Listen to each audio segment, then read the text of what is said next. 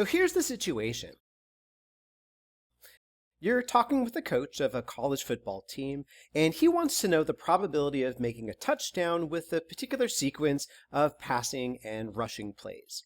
So you write up a Monte Carlo simulation to estimate this probability, and after 800 trials, you find that a touchdown occurs in 256 of them. So what do you conclude? What do you report? Well, you find that p hat is 256 out of 800, or 32%, and the standard error is about 0.0165, or 1.65 percentage points. So you report back to the coach that you estimate the probability to be 32%, give or take 1.65 percentage points or so. So let's take this analysis actually a step further. Instead of just saying how far off we think the estimated probability might be from the true probability, can we come up with a range of values for the true value of p, the true probability, that are plausible with the experiment or the Monte Carlo simulation that we've performed? Now, in general, we can't outright eliminate any value of p once we've collected some data, but some values of p are definitely going to make more sense than others. So consider the following procedure.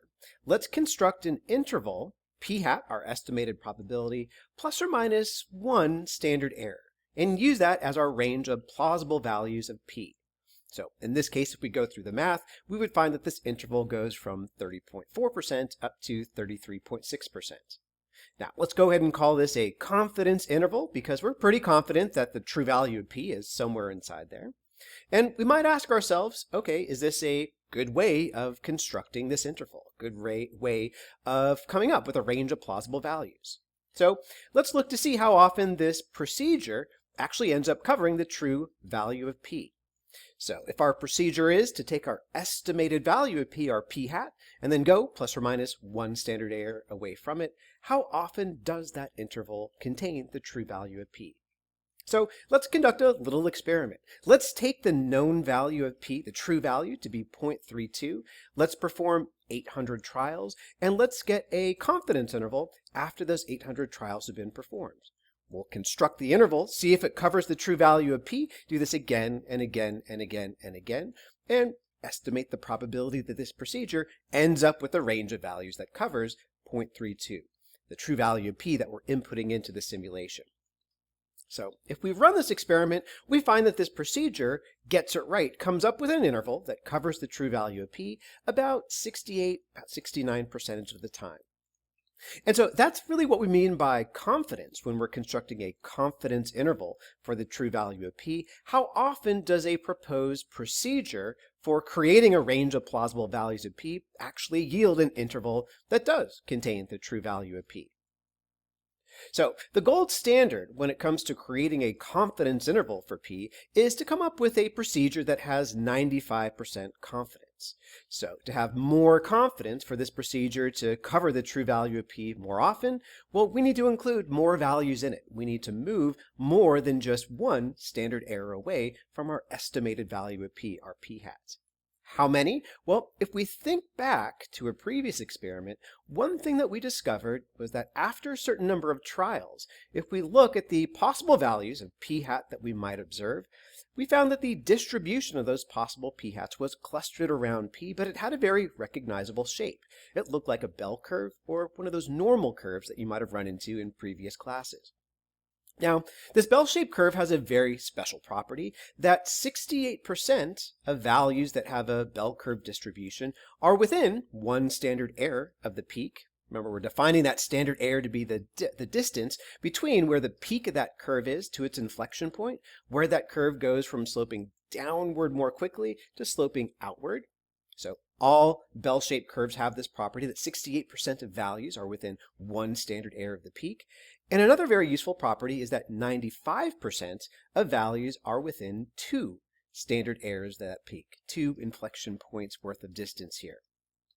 So why don't we try this out? Why don't we define a 95% confidence interval as our p hat plus or minus 2 standard errors? And we can go and investigate to make sure that it does indeed have 95% confidence. The interval that results from creating that range of values actually does cover the true value of p 95% of the time. And we would find that it really does. So here's going to be our 95% confidence interval procedure. After a Monte Carlo simulation, after we've collected some data, we'll calculate the value of p hat, the fraction of trials where we saw our event of interest occur.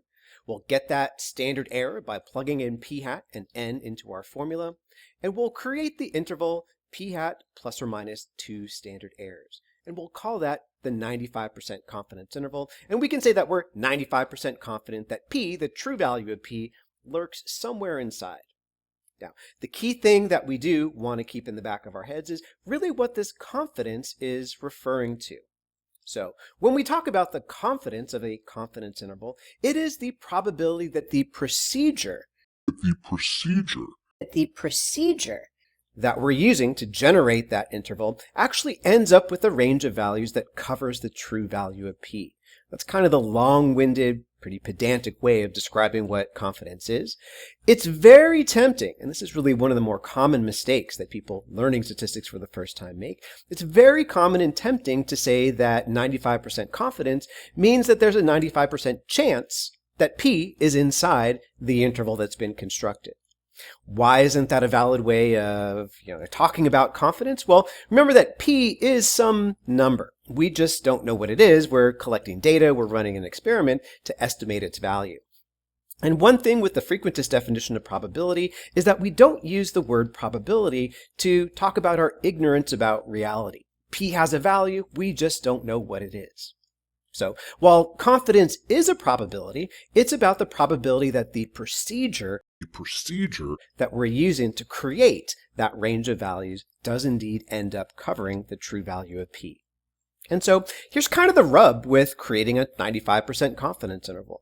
We know that in the long run, when we do this, 95% of 95% confidence intervals will end up covering the true value of p. But we're never going to know if one particular interval does or doesn't cover the true value of p, because we don't know p. That's exactly what we're trying to estimate here. So when we talk about confidence, it's all about the probability that our procedure that we've picked out creates a range of values that covers the true value of p, that percentage of the time. And if we want to choose different values of confidence instead of 95%, that gold standard, there's a quick shortcut in R that we can use to come up with any level of confidence you desire.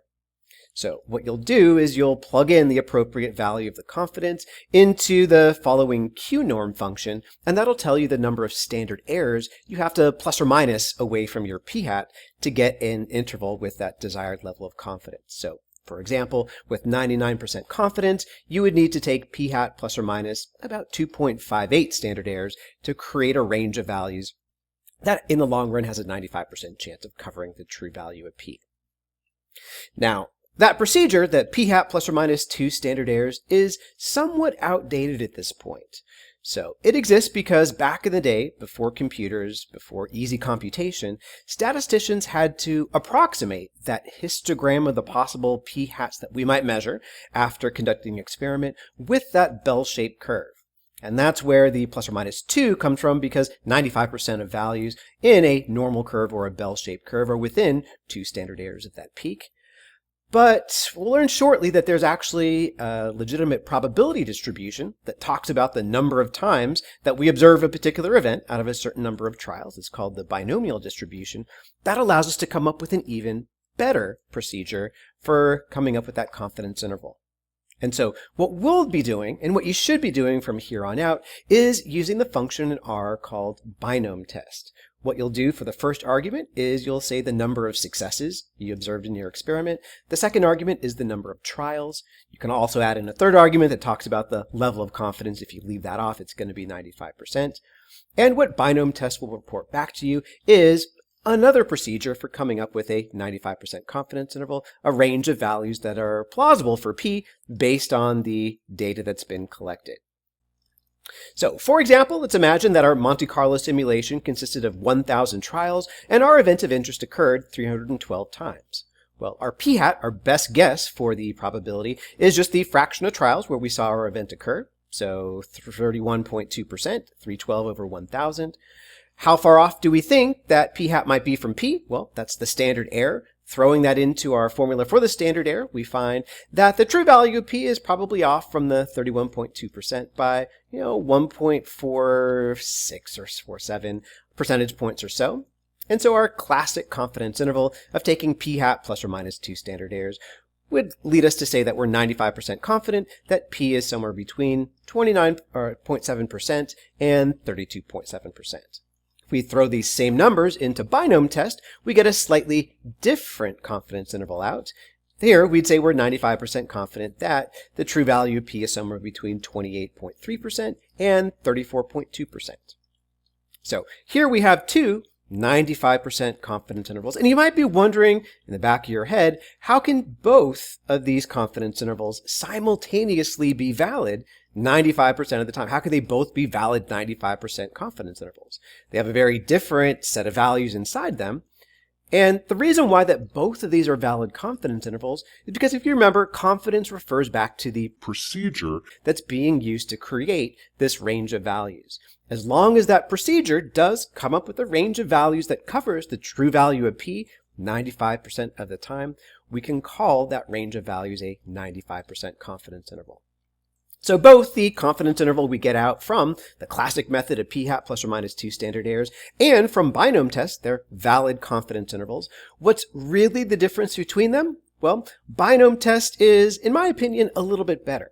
And the reason why is if you go into the math or into the simulations and actually look to see how often the binom test procedure really does produce an interval that covers the true value of p, it turns out that you're guaranteed that this fraction is at least 95% of the time. So in reality, the binom test procedure produces an interval with at least 95% confident, and I like being more confident than less than that. There's no such guarantees for the classic method, although we're targeting our procedure to have 95% confidence. In reality, due to the different approximations that got involved, sometimes in actuality it'll be something more like a 92% confidence interval, or maybe a 96. There's no guarantees on what the actual level of confidence will be. With binom test, you're guaranteed to have a confidence interval with at least 95% confidence, and I like that. So before we move on, I think one last video or illustration will really hit this point home about confidence is the long-run fraction of time that your procedure ends up with a range of values that covers the true value of p. Let's imagine the following demo. So we're going to have a bunch of IntroStat students go and run a Monte Carlo simulation where they try to estimate an event that in actuality has a probability of 0.3. So as we ask student 1, student 2, student 3, student 4, etc. to report back their 95% confidence intervals, we see that most of those confidence intervals do end up actually covering the true value of p of 30%. But every now and then, the red highlighted confidence intervals, we get one that misses it. 30% is outside the bounds of that confidence interval. And that's kind of by design. We don't expect every single confidence interval to cover the true value of p. By saying our procedure has 95% confidence, we're saying that 95% of these 95% confidence intervals will end up covering the true value of p. We'll never know which ones do and which ones don't because we'll never know the true value of p. It just means, kind of similar to that frequentist definition of probability, in the long run, if we keep track of the fraction of 95% confidence intervals that do cover the true value of p, about 95% of those confidence intervals are going to get it right. Now, one thing you might notice if you go and read the news is that in general, when people report estimates of probabilities, they don't talk about the standard error or the confidence interval associated with those estimates. Instead, they use the term margin of error. So, for example, not too long ago, AP Votecast released a bunch of reports, a bunch of statistics about voters from the 2020 election. They had asked about 110,000 different people, who did you vote for, what are your demographics, and one of the results that they found was that about 65% of urban voters voted for Biden, about 54% of voters that were suburban also voted for Biden. And if we look at their report, they quote a margin of error of plus or minus 0.4 percentage points. So we've been spending all this time talking about standard errors. What's the relationship between the standard error of our estimate and the margin of error of our estimate? Well, good news, there's a very easy, simple to remember relationship between these. The margin of error with a quoted probability, the estimate of a probability, is just double the standard error. It's basically the distance between the very center of that confidence interval and one of the outer edges. So when you see in the news that a margin of error is plus or minus 3 percentage points, you know that the standard error of that estimated probability must have been plus or minus 1.5 percentage points. And the great thing is about the size of the standard error being so predictable, we can actually come up with constraints on the sample size, the number of trials we have to perform in order to attain a certain precision in our estimated probability. So what do I mean by that? If I write down my formula for the margin of error as just double the standard error, I get that the formula for the margin of error is 2 times the square root of p times 1 minus p over the sample size. So if I had a particular margin of error in mind, like 1 percentage point or 0.01, what I could do is I could solve that equation for n. And in fact, I can just solve this equation for n in general, and I find that the sample size that's required to obtain a certain margin of error is just 4 times p times 1 minus p over the square of that desired margin of error. Now, this equation has an issue with it, and if you spotted it, good for you. It's that it requires knowing what the true value of p is, and that's what we don't know. We're trying to estimate that with data anyway.